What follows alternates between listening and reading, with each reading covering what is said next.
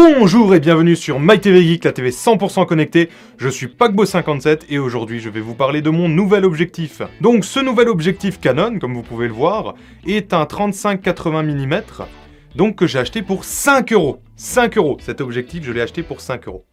Alors, là il y en a déjà tout plein qui doivent se poser des tas de questions. Est-ce qu'il fonctionne? Oui.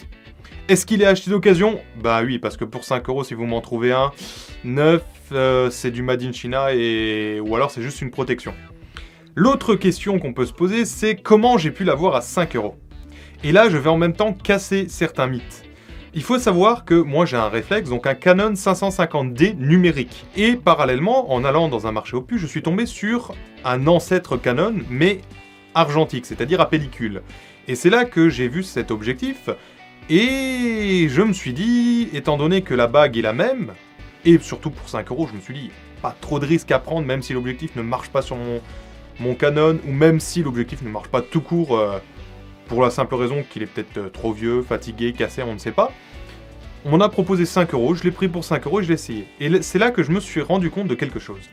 Il faut savoir que les objectifs argentiques, qui ont le même bague d'adaptation pour que les numériques, donc par exemple les EF, EFS pour mon Canon, que ce soit les objectifs argentiques ou numériques, les deux fonctionnent sur les numériques, en tout cas sur les Canon là. L'intérêt alors c'est quoi? C'est de trouver des objectifs pas chers, parce qu'on peut en trouver assez facilement mine de rien dans les marchés aux puces, sur internet et tout ça.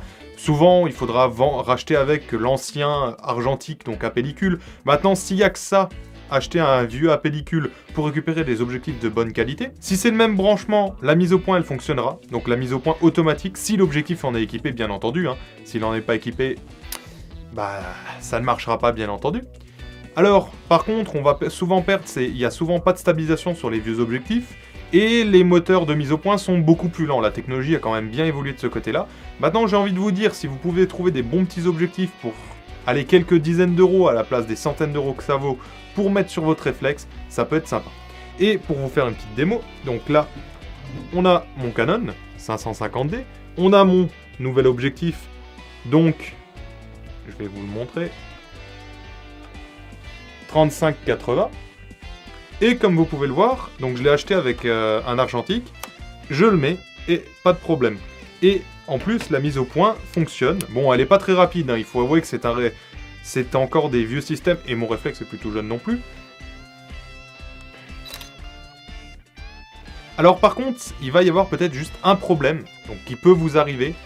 Il faut savoir qu'il y a une seule et unique différence entre les objectifs pour les argentiques et les numériques. La différence, c'est que les numériques, ils ont sur la lentille un anti-reflet, parce que le problème, c'est que les capteurs numériques peuvent avoir un effet de reflet quand il y a vraiment trop de lumière. Donc dans des situations très exceptionnelles. La plupart du temps, donc là je l'ai déjà utilisé un peu, ça ne se verra pas. Il n'y aura pas de surexposition, il n'y aura pas de problème par rapport à ça. Donc franchement, moi je vous donne cette petite astuce. Donc regardez si votre appareil photoréflexe, quelle que soit la marque, renseignez-vous si les anciens objectifs peuvent aller sur les nouveaux modèles.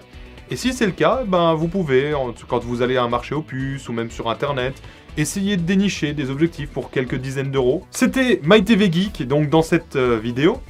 Donc n'hésitez pas à laisser un petit commentaire pour me proposer une nouvelle vidéo pour la semaine prochaine. Mettre un petit like et s'abonner, ça fait toujours plaisir.